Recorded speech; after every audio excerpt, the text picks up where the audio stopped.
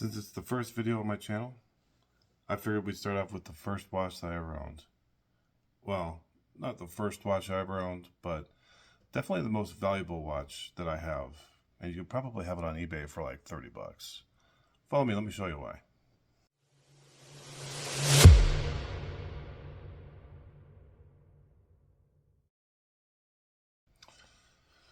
Hey guys, thanks for watching the internet with me. My name is Jay, and the watch we're going to be talking about today is this. And if you're looking at saying this is the most valuable watch that you own, really, well, let me tell you a little story. Back in 2005, I was in the military, and when I went to the military and I went overseas, I decided to buy my first proper watch that I was going to use overseas. I wanted something that was durable, kind of cheap. I mean, let's face it, I didn't have a whole lot of money at the time.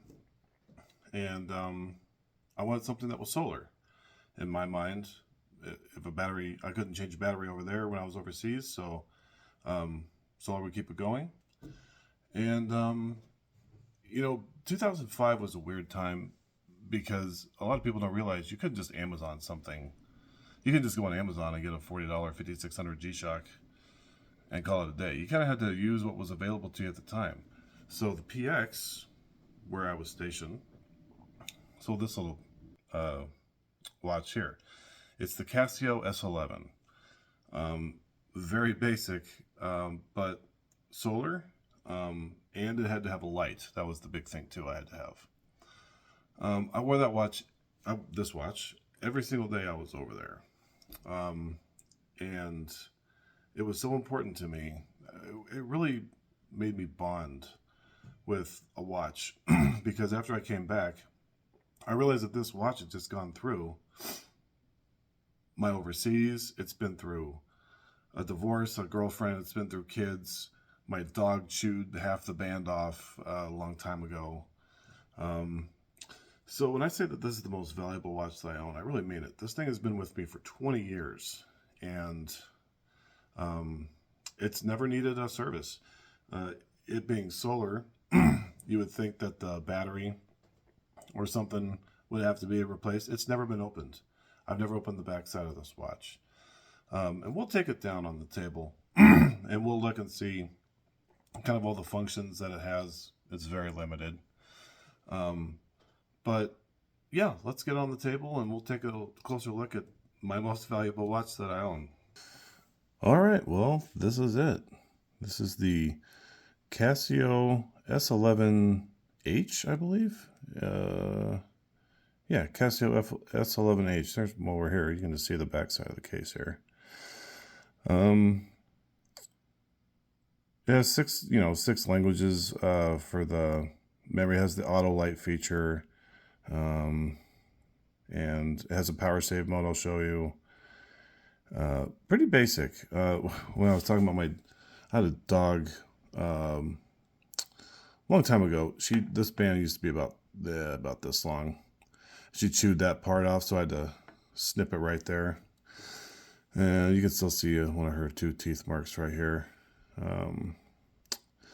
But the band has never really gotten, it's still really nice and pliable. It's never really gotten dry rotted or anything. The crystal, this crystal was messed up from my days just doing all kinds of life stuff. So a good tip, polywatch for any of these crystals. I haven't done it in a while. I could probably redo it again, but polywatch made this thing shine almost like a new crystal. It's amazing stuff. I highly recommend it. So what you'll see here, it's just a standard 3-hander, and you have the digital side display right there. So we can kind of see it without the light glaring in there. But you have 2 buttons. You have this button right here. That's nothing. You have the crown, kind of like an SKX down here at the 4 o'clock here, and then you have your light button up here. So really, all this thing does is, you have your day and date there. You have a digital time, which you could set this to, it's not slave to these 3 hands. You can set this time to anything.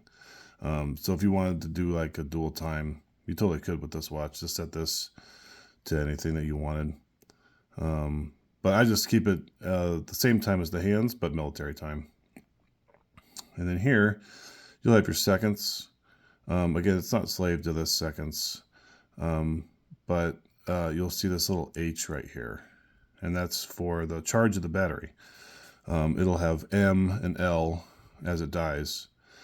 But 20 years, and you know, with normal wear, it's never, I never get an M on there. This, and you can kind of see back in the earlier Casio days, and you know, this watch is from 2004, 2005, so they had solar out for a little while, but they were, they didn't hide them as well as they do now. You can still see these little lines that the whole dial is the solar panel on this watch. It's 100 meter water resistant. I've swam with it, you know, for years, no problem diving into the pool, ocean, or whatever with this watch. So the light up here, let's just see if we can, lights up the entire dial. And I always, when I bought it, that's why I always thought was really cool. It doesn't so much light up the display. The display is actually not backlit. If you really had some good eyes, you could probably see it in the dead of night. But you have a light up there, and you have a light down there. And in the dark, this thing really, I mean, it really lights. It's a really good light. For the year it was, it was really good. What you can do, and a lot of Casios can do this with the auto light, is that you'll press and hold, kind of blinks, and you get this little, I don't know how close we can get to it, but it's a little A. So when you bring the watch down, it'll automatically light up for you. This was really awesome when I was working at night. We did a lot of work at night. See if I can do it. Yeah, there you go. We did a lot of work at night. Overseas, well, and you know, you do stuff at night all the time. Having that on is really cool. And you saw me struggle there. It won't do it when the light is, when it's sensing light, because again, it's a solar panel. So like if I'm trying to do it now, it's not going to turn on, because it senses that it's too light to do it. So, and then just to turn that off, you just press and hold it. See that A disappear there. As far as functions, that's kind of all she wrote. The one more thing you can do is you can actually pull this crown out, and you'll see that the obviously the second hand will stop, but this will start blinking. And if you leave it like this long enough, for probably about 10 minutes or so, it'll actually start to say PS right here for power save. So this is how you would turn this into a power save mode. And you actually see back here, it'll say adjust /P save. And so this is how I store it in my watch box.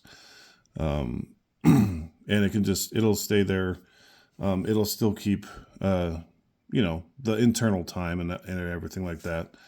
You will, when you push it, when you go to wear it, you have to reset the hands. They're not like auto resetting like some of the newer Seikos and Casios are. You do have to start turning the crown to get it set. But to go through the menu, which is also very limited, see the second step. This is how you would reset your seconds using the light button. So if you're trying to sync your time here, and it's a standard 30 seconds or below, it goes to 0, 30 seconds or above, it jumps to the next minute. So this is how you would kind of sync your time. This kind of glitches out because it's so old. So you have to really make sure this crown's pushed out. So then this is where you would set your time. There's your hours, minutes, 24-hour or 12-hour. And the year, 2025. And then the date, it's October 19th. And then this is your light duration. Oh, see, it kind of glitched out again. It usually doesn't do it that bad, but it is 20 years old, so get back to the light. So this is kind of like the standard Casio 2 where you can set the light for 1.5 seconds, which is like right there, or the full 3 seconds.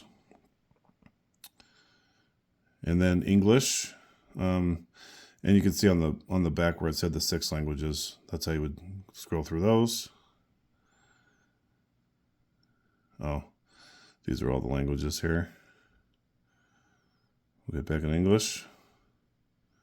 And that's it. When you're ready to wear it, you just push this. I mean, you have to reset the time.